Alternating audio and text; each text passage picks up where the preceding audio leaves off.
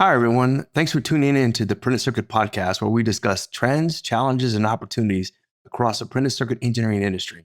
I'm your host, Steph Chavez. Today, we'll address the evolution of PCB design methodology of concurrent design and co-design. I'm very excited to welcome today's guests, who are two very dear friends of mine and who are amazing engineers in today's industry. We have Charlene McCauley, a senior PCB designer who is president and owner of McCauley Design Group LLC. We also have Terrie Duffy, principal electrical engineer of AI automation with Dell Technologies. Welcome to the podcast, ladies. Hello. Hi, Steph. Great. Glad to have you here. So Charlene and Terrie, could each of you give our audience a brief introduction of your background, experience, and education as senior engineers in PCB design, respectively? I'm Charlene McCauley. I own McCauley Design Group, and I've been designing boards for going on about 45 years. I also have been a teacher at Austin Community College, where I taught PCB design and electronic drafting. And so I've been around a while. I've been doing some conferences and podcasts, and I appreciate you inviting us here. So my name's Terrie Duffy, and my background was originally software. And then I took Charlene's class at Austin Community College, and she hired me straight out of class, and I've enjoyed it. I love board design. It's great. And so now I worked for Charlene for 9 years. Yeah. And then I just recently started working for Dell. So. And she's teaching the class. Oh yeah, and I'm teaching the class now at Austin. Yeah, that's Community right. College. Yep, that's right. You took over the Austin Community College course that Charlene initially initiated. And I know because you've had myself and a few others as guest speakers into that course as well. That's been awesome. Thank you for you guys are coming doing to some my class. great stuff there in Austin, Texas. I would tell you, I seen you ladies do your presentation, on multiple conferences, and it's the content's amazing and what we'll get into today. So I'm really excited to talk about concurrent design. So let's get right into it. On our topic today, which I'll reiterate again, it's concurrent design and co-design, specifically when it comes to the overall PCB design process. So first, let me start with a question. What do you think the people misunderstand most about concurrent design versus how it actually works in practice? So Charlene, I'll start with you. Well, I understand it as being where multiple people work on a design together. Now, I have had that happen with me. I also worked at Dell for 9 years, and I was in the servers, and we were laying out huge planers for the servers, and we had a program called Partition, to where we could petition people to work on this project at the same time, which is very helpful because you had a boundary. You had to kind of follow that. Somebody could be working at the same time. They all could be working at the same time. So that's what I understand it as being. And also you can do it one-on-one, like maybe daytime, nighttime, where multiple people can work on a project at the same time. Terrie, you'd like to add anything on there? Oh yeah, that's kind of my take on it too. Is you're talking about multiple people working on the same design, and or like Charlene said, what is that called? Chasing the sun, where you have one person work on it during this day, and then they pass it off to the person working their day and stuff like that. Yeah. That also, many refer to as like a staggered shift, where you start someone early in the morning, and then you have a midday shift and then a night shift, Right. where the design is working around the clock. But when we think about the misconception, it's not just people working one at a time. I mean, you guys can attest to that, and I've seen some of the very, very complex designs you've done there at Dell over the last decade, and it's cutting edge stuff. Can you guys elaborate a little bit more when you think about the reality of how you're able to achieve success, even though there are times when we both have shared, the true frustrations, and sometimes the lack of information doesn't flow quite steadily, and it's like a hurry up and wait, and then or Yes. one step forward, two steps backwards, with the reality, and then let me know. Give me your take on that. Well, I mean, the major thing that has to happen is communication. You have to be able to communicate with the engineering, with manufacturing, if you're able to do that. Like our our presentation at the PCB conference is about the CAM2 and DDR5. So through that process where we became a world standard for this connector, we were talking to manufacturers of the connectors, manufacturers of the DRAMs, engineers at Dell, and also, I was always the liaison between the people that work for me too. So communication, understanding what has to be done so you don't have to back up, and keeping your schematic connected with your board, all of the things have to link together for it to flow.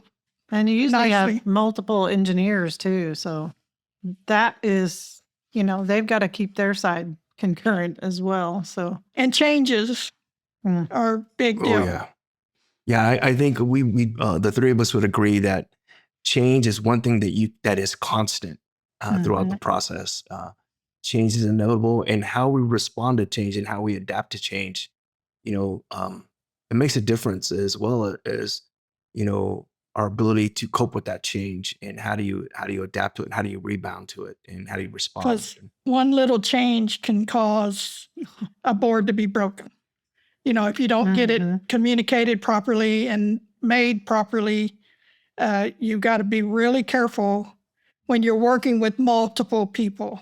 Yeah, I think, and I've heard you guys, state this before, that the success depends on communication, trust, and process discipline. Is there anything else that you want to elaborate on those three bullets? I know that those are three things that you talked about quite frequently at different, at different conferences regarding your success. Well, when we talk trust, like I have my own company doing this work for Dell, I have to trust the people like Terrie that worked for me. We reach a point where I can trust what she turns in to the customer. That's a very nice thing that can happen. But then you got others that maybe come through. You've got to see what they can do. You got to create a trust between you and the other designers. And make sure that they're on track with what we need to do. So that takes a lot of reviewing, checking, making sure that person that's designing work for you is following the process too. I would agree. I think the biggest thing is knowing the team players, understanding the stakeholders and the requirements, and then how do you convey, manufacturing requirements or manufacturing, within the pocket of manufacturing, and you left shift that and move that into engineering. So you have like a manufacturing driven design. So that way your content that you produce is manufacturable, but as well as it meets your engineering needs. I think that's the key. I would say that when it comes to concurrent design, in my perspective, and I think, I know you two share the same, is that the days are gone where you can do things in silos and you're not doing things in serial anymore. Everything is done in parallel for the most part, especially with today's complexity. And I've seen some of the complex stuff you guys produce, and it is off the charts. It's really high end, and you can't deliver that kind of content, right the first time without having clear communication, especially when you're doing things in parallel. I think you guys would agree with me. Oh, yeah. There is one more thing too, is that the expertise. Like Terrie has her programming mind, and I've been a designer for a long time, and it was I watched that, I wanted that. Her program mind, the PCB stuff can come as we learn, the process, but having the expertise involved and help get the design down the road faster. And again, the communication between us to get that project done. That's a critical aspect that we think about, is the skill set, understanding the skill set and having the expertise to complete the task that's required. This is why it's important to make sure our key stakeholders understand what they're up against, and that we do have the right people doing the right job. And in some cases, it may not be so clear, but the fact that you're communicating, and I've seen you two, work in tandem, and it's amazing. It's effective, and I think you guys are definitely help set the baseline of how teams work together. And sometimes it's not always pretty, but the fact is you got to grind it out sometimes. And as designers, that's what we do. I think you Charlene, you mentioned about being the focal. I think that's one of the key roles of a PCB designer today, is you are the focal of all the disciplines when it comes to designing that circuit board. and you're bringing all those specialties together to, eventually produce a circuit board that's going to now, get down to the lab, and then you really do the magic of bringing it to life. It's also the stress points. There are stress points, and you got that person that you're trusting that works beside you. She's got to understand, or they have to understand that I'm going to be under a lot of stress. We are going to be on a lot of stress, and understand that there could be some stress points that, you might lose your cool a little bit, Sure. it's, and that's what made it great for us to work together. It's, we kind of make it fun too. I mean, I think that's the key. When you're working on a team, you have to understand, in the end, you're after the team result. And yes, you try to have a nice cohesive culture within the team, but sometimes it does get stressed, and there are stress points, but nothing's personal. Everyone's trying to do the best they can for the intent of the overall team. And I think as engineers, especially as we get seasoned, you get a little like thick skin to where, you don't take it personal. It's just, all of us are alphas, and we're trying to deliver the best we can. And and in the end, it's a team effort.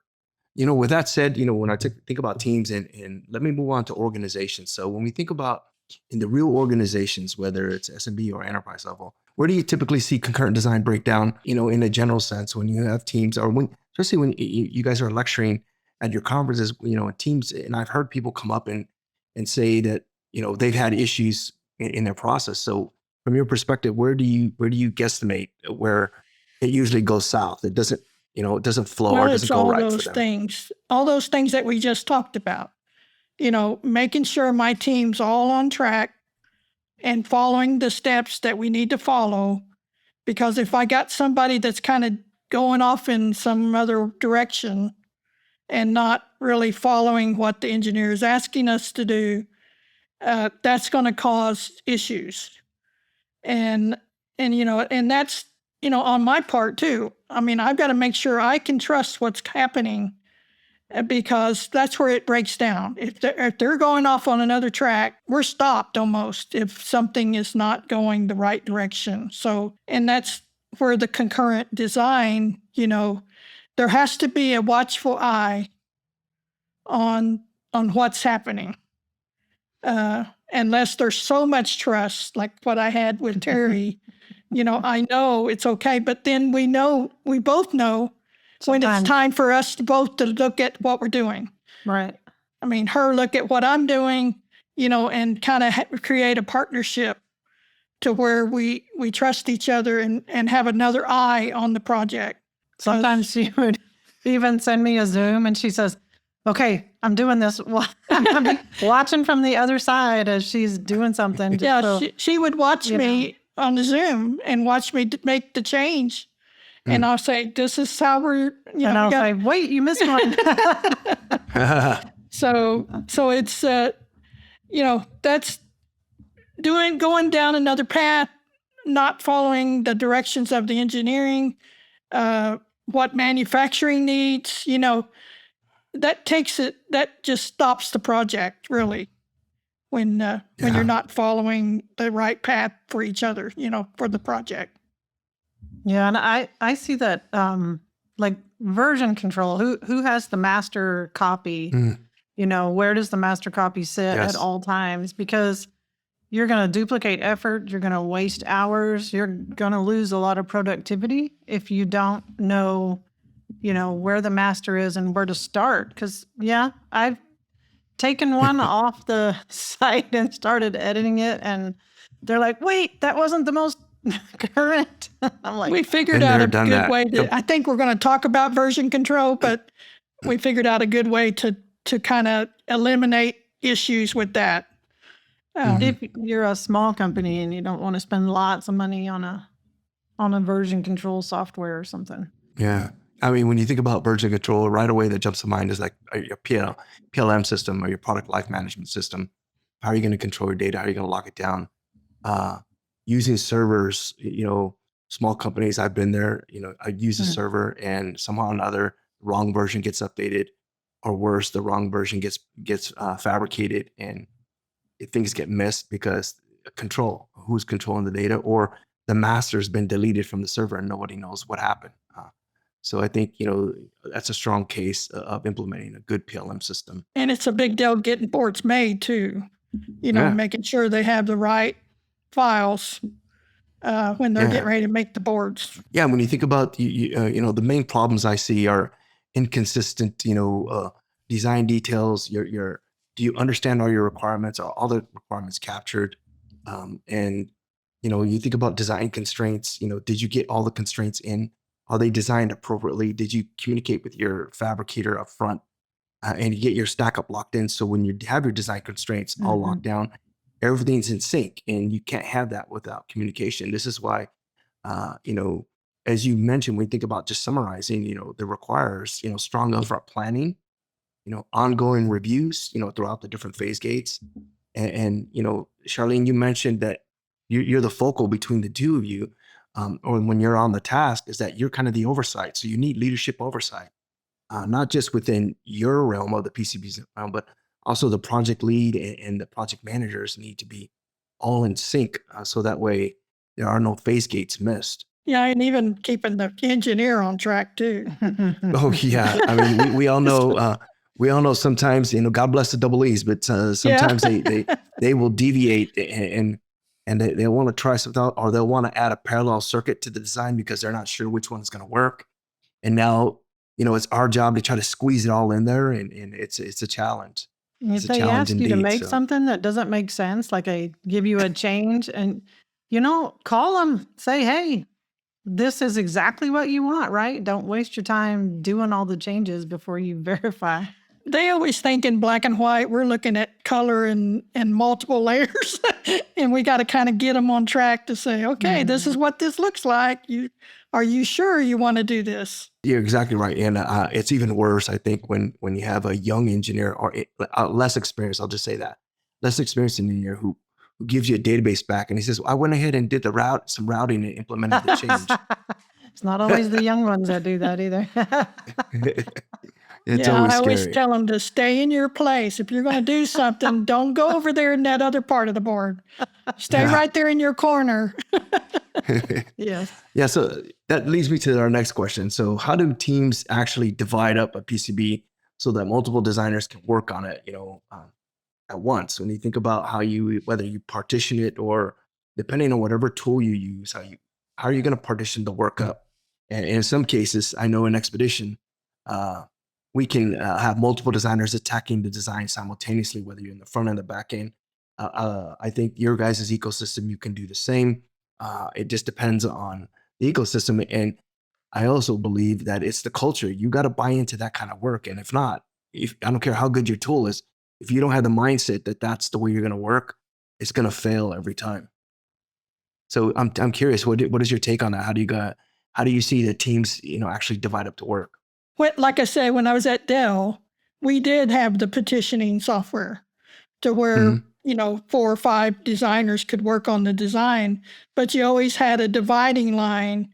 So you had to kind of figure out, what can be done in different areas of the board.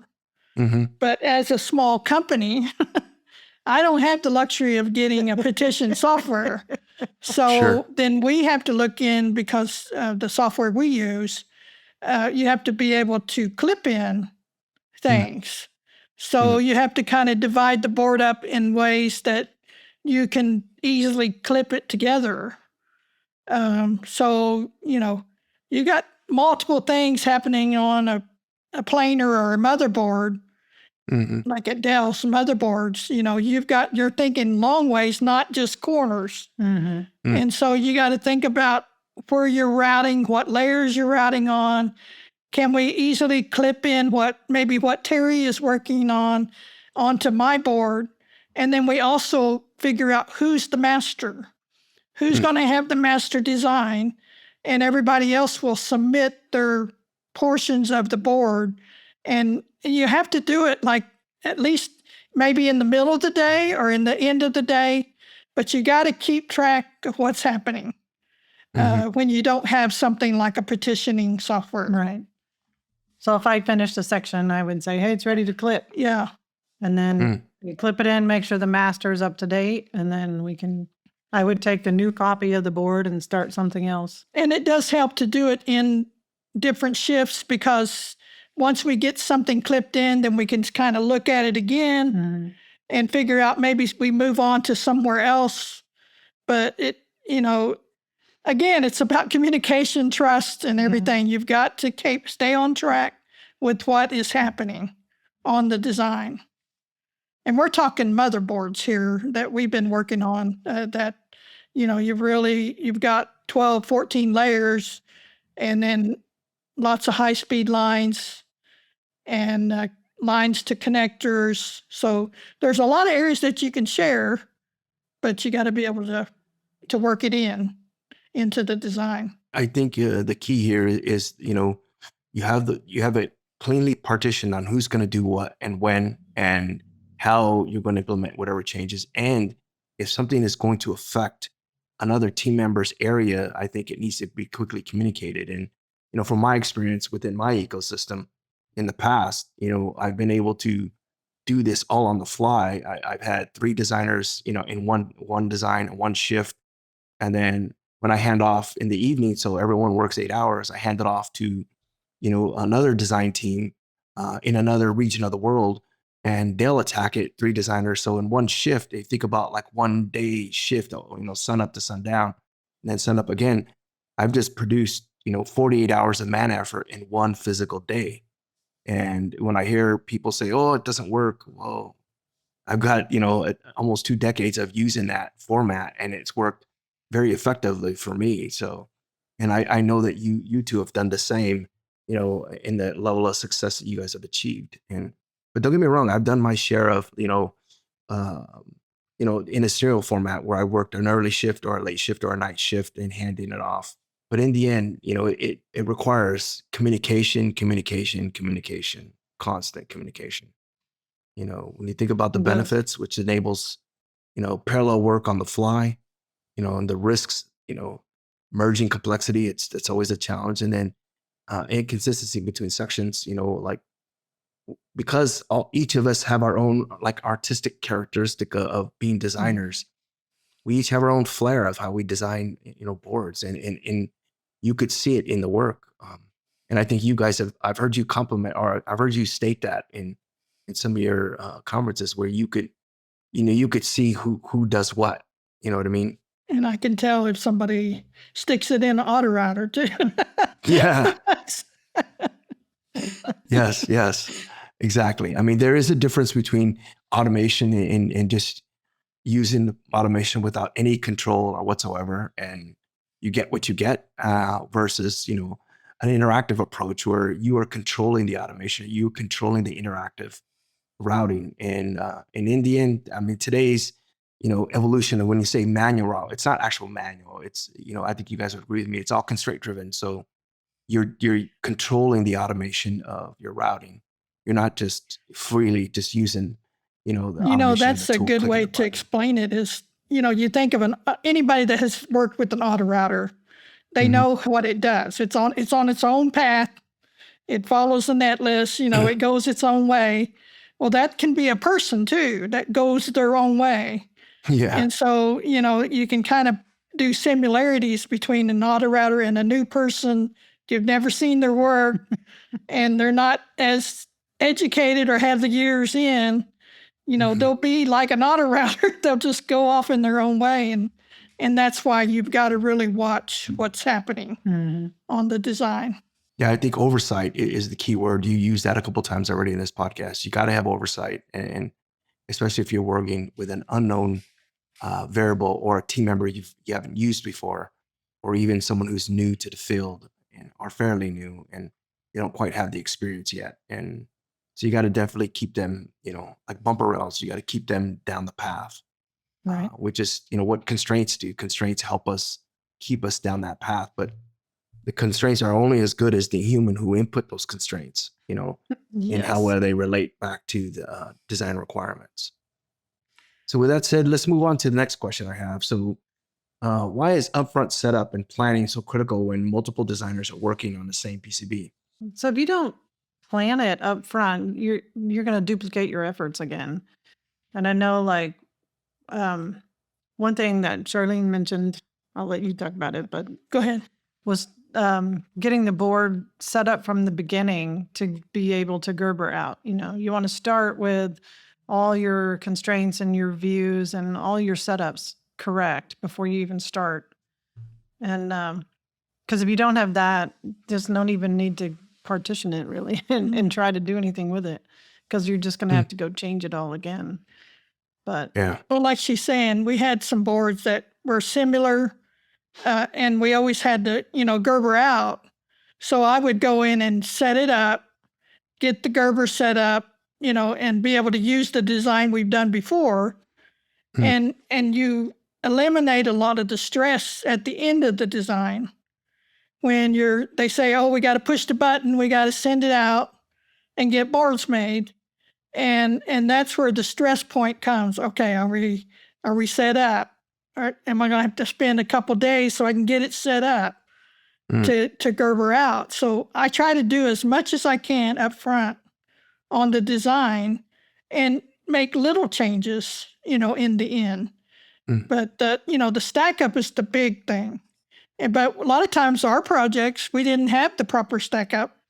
We had it because we did a lot of feasibility stuff, and the stack up would constantly be changing while we're working on the design, which is another problem. Sometimes when you're routing in stack up, you have to add 2 more layers, or the line width changes, the space changes, then you got to back up again and make sure everything's right. Don't fit anymore. Yeah, like we were before. Yeah, that's where you're banging your head against the desk and like, what? You want me to add what? 120 ohm CAN bus? What? You want me to add, DD what? You're smacking your head. We're making something happen here. These changes are going to get us to that end point. And so that's what's amazing. You've got, and it's a lot of stress to make changes, but it's all going to lead to something amazing in the end. And you just got to keep your cool. I mean, I have lost my cool before, but it's, it comes with the job. Well, on feasibility, it is a constantly changing target.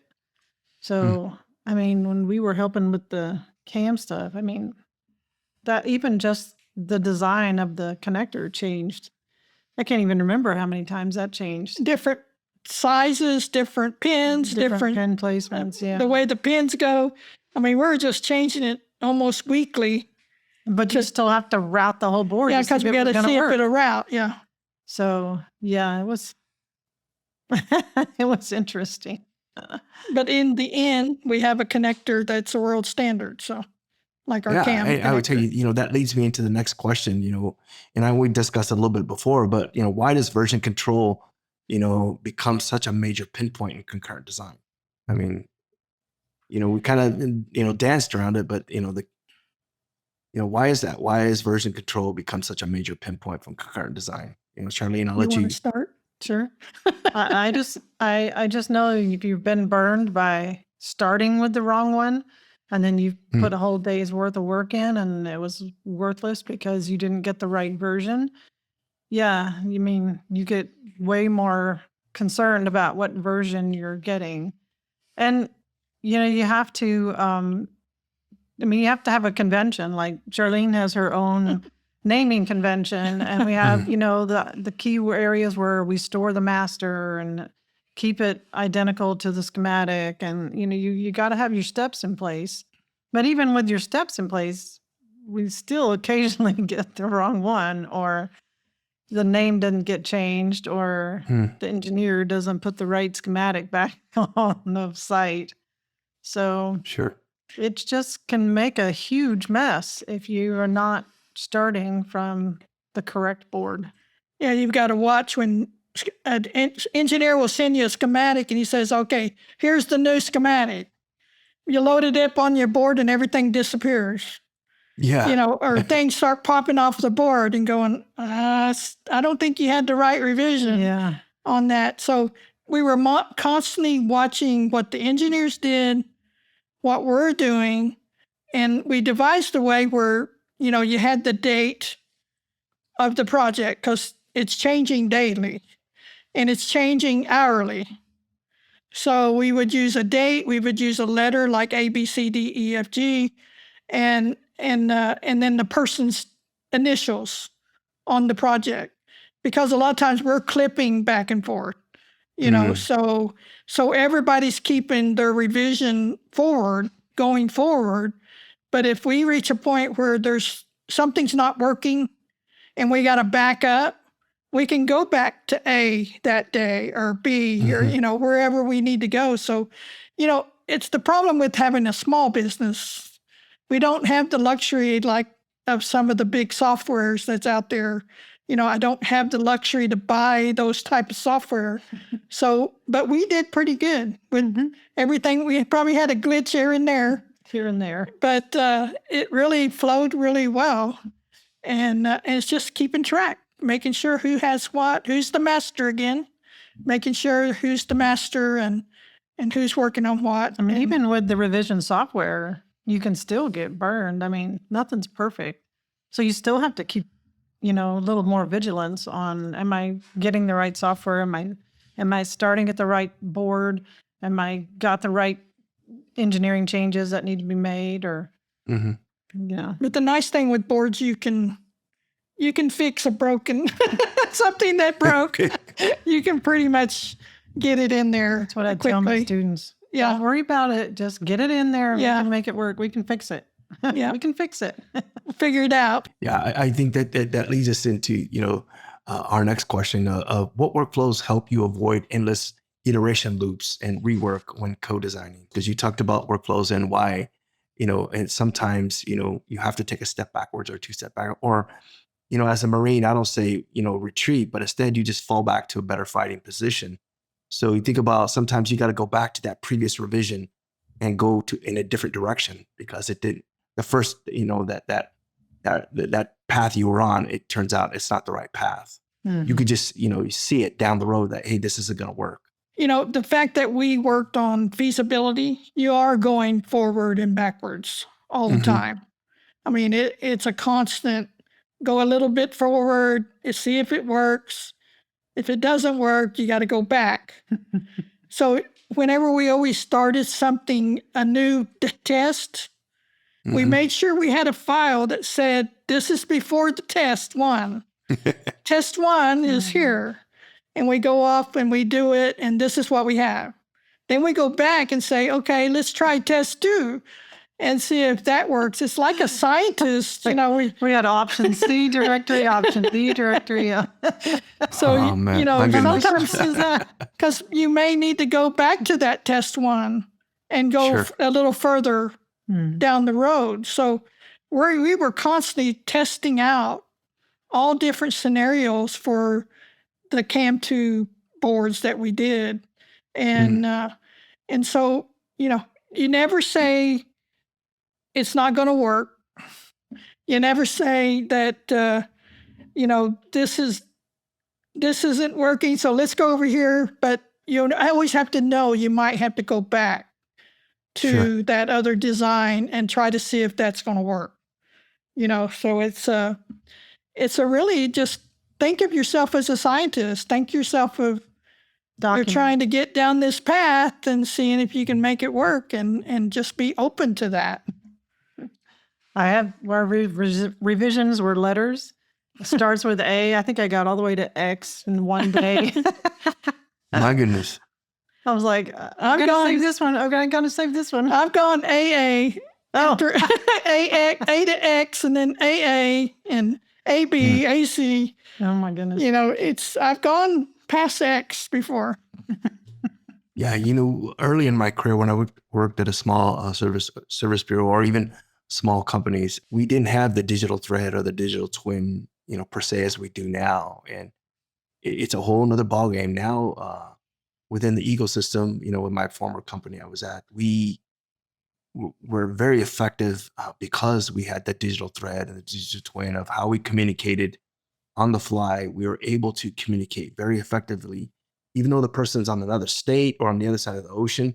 We could still work as if we were sitting right next to each other, the way you two are right now on this podcast. And it was very clean in how we communicated. But in the end, it comes down to the engineers. And as you two have said it before in this podcast, is the experience and the expertise of knowing, and the leadership of knowing what needs to happen and when it needs to happen, that it's got to be constant communication, and you're constantly looking.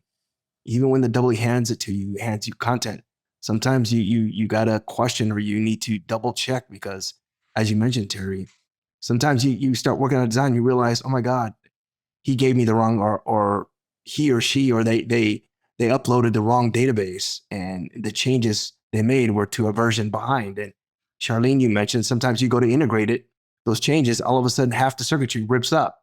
Like, what happened? Well, it's because he had 2 revisions, or she had 2 revisions behind. They didn't update what they were working on to the latest, and you end up losing time. And then the power goes out. Yeah. Yeah, there's alternative stresses that affect us, and I call that, real world stresses, that hit us. It's not just the stress of the project. It's, Right. outside our daily lives that also affect us, as well. So welcome to engineering, huh?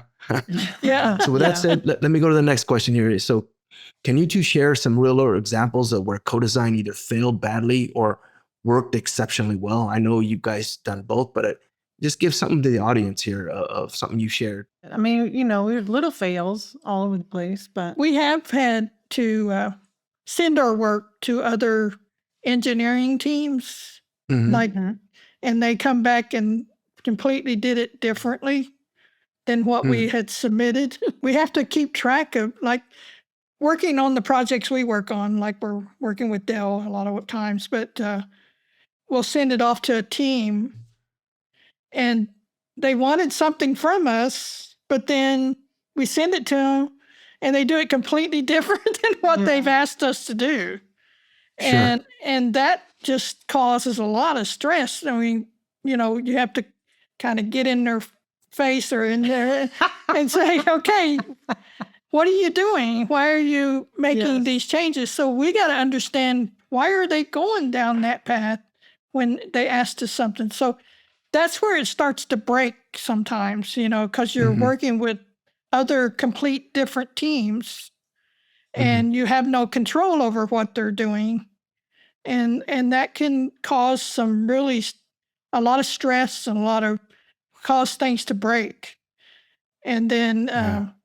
but, things that did work was this projects we worked on, that our presentation is about the CAM2. Mhm. Mhm. Those boards that we worked on, it worked really well. I mean, we were able to complete the design, or the project become a world standard, and it was in a shorter amount of time than typical. Like, typically a world standard would take 6 to 10 years.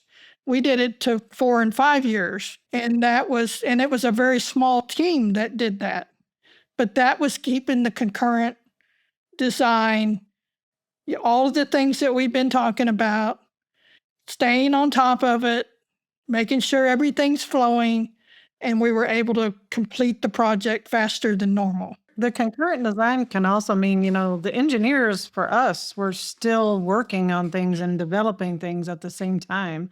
So we would get a new schematic and it might change, the logic of what we'd already done. And it wasn't just, a simple change, but it was actually changing the whole way it was put together sometimes.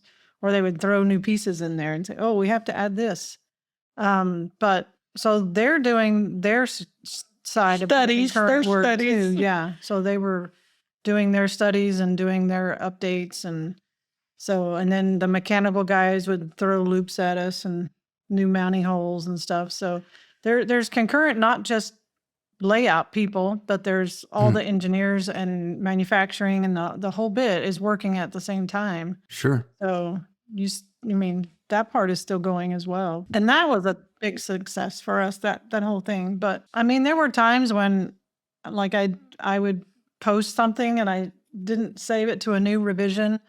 And then we'd like, oh, you already had that one. And we didn't pull out the new one, and something had been changed. And I didn't update the revision number or something. So Yes. I think the biggest summary that I would take away from what you've said so far is the fact that it took a while, but once you establish the trust on both sides, from not just from the Dell side, but from Charlene, your company side, when you and Terrie were supporting them, as basically like consultants to them, it took a while for them to settle in on the trust. And once sounds like you settled in and proved yourself to them, then it seems like things started to go really smooth. And that's when you really started to notice a big difference. And I think that's you have to one thing that you have to see the success, but also you have to watch out for being attached to things. You gotta, let somebody else take it on and see what they're wanting to do with it. You gotta let go of that attachment to it to allow this design to reach the level that it needs to go to. So, so we had to do a lot of letting go and kind of say, okay, tell us what you want, and we'll go down that path with you. I would think that letting go, I mean, that's going to be big if you're doing the serial design, like you're handing it off and handing it off. Because when you get it back the next day, it's not going to look just like you thought it should look, So, but you got to let I try. That's right. Yeah, she would try to make it look, but it would it takes trust that they did okay, and that maybe that you have to look through all the work that came back to you, and then you start trusting that it's correct. A lot of times time too will affect things, where maybe you're going to be broken a little bit on the time crunch. Yeah, to get it out fast. So you gotta let go and, okay, we have to do this so we can get it done. And so it's a luxury to have all the time in the world to get a project done. So no, I would say, like I was lecturing a few universities a couple of weeks ago, and time is one thing engineers don't have. We never have enough time. There's never enough time. And it's all about mitigating risk.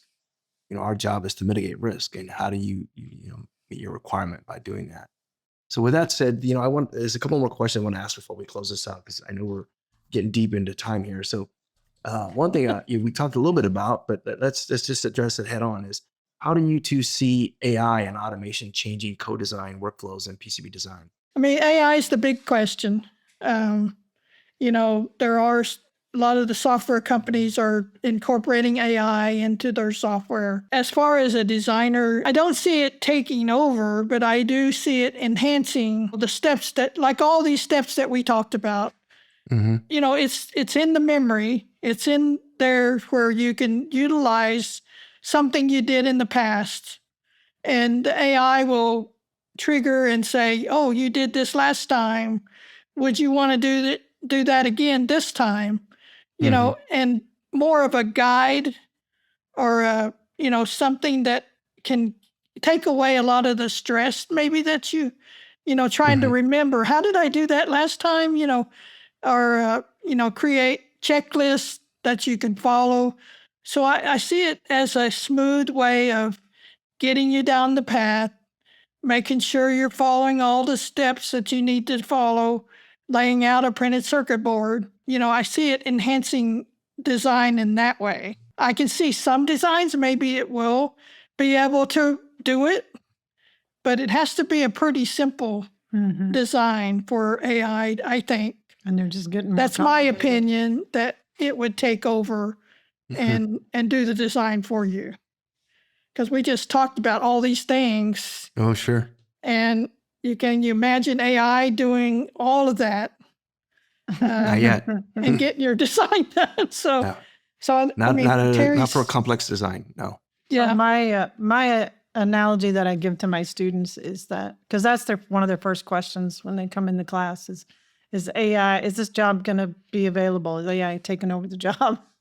And I say, well, here's my version, is that if you started back in the light table taping days, and you decided that when the first CAD tools came out, that you're like, no, this process is working, and I don't need that stuff, and you never learned the new CAD tools, then you were obsolete And well, I don't know how Hmm. long it took, 5, 10 years, but you would become obsolete and it would take Sure. over your job, Hmm. or somebody else would take the job. But so that you should embrace that any tools and the AI enablements that, help process faster. So that, Yes. and I think, making your process faster and making it more secure, like Charlene was saying, to maybe help with reviews or things like that. Yeah, I mean, I was there for the taping taping boards, and then the Hmm. first software came out. I enjoyed taping boards. It was like a piece of artwork, Yeah. but we had to go with the flow. We had to go with what was there. And, you can't ever think about something's going to take your job. You know, your expertise, you grow your expertise to where, Yeah. you can enhance the design, and using these new softwares, learn about them, enhance your knowledge, and do everything it possible to speed up the process, because we just mentioned time. Hmm. That's what it's all about. And so if you Hmm. have something at your fingertips that could eliminate some of the time that it takes, that's a good thing. Or that helps it Yeah. be more accurate first time. Yeah. I think. Yeah. When I think about, the evolution of AI in our craft of being PCB designers, is the fact that I see AI as just allowing me to be a better version of me. But the key here is you have to embrace and use it to your advantage and understand when and how to use it to your advantage. You can't just blindly push a button or just let it do its thing, because it's going to produce garbage.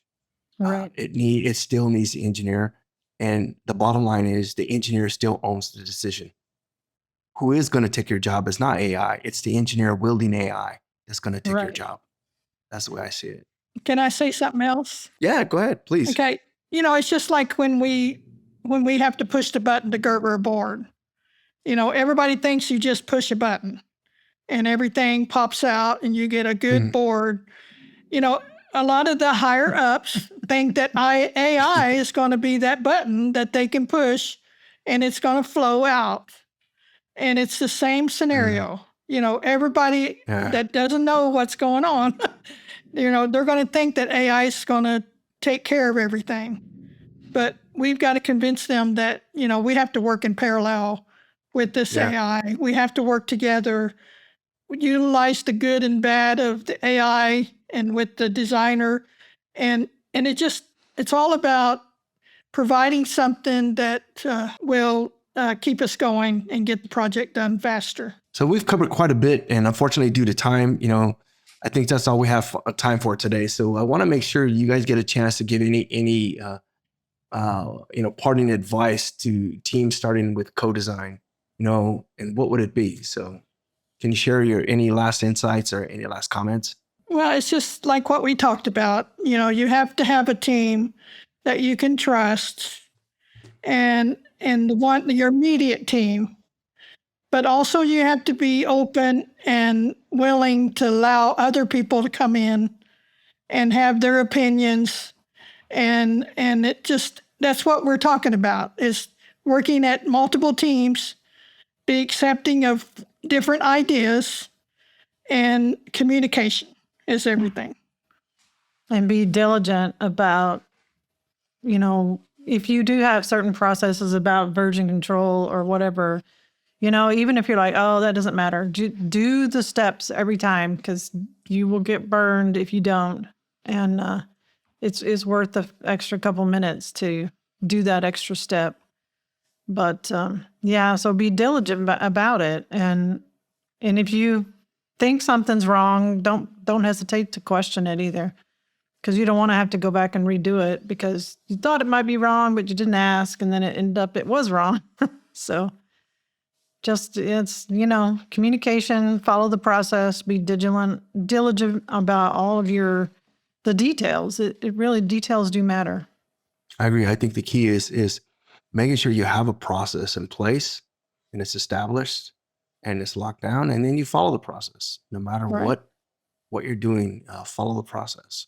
So Charlene, Terrie, I want to thank you both for joining the podcast today. Thank you for inviting us to. Yes, thank you so much. It was Sure. fun. It was fun to talk. always. I could talk to you two for hours over hours and days on true. end. So. And for sharing your valuable insights on concurrent design and co-design. To our audience, I want you to continue to tune in for more trends, challenges, and opportunities across the printed circuit engineering industry.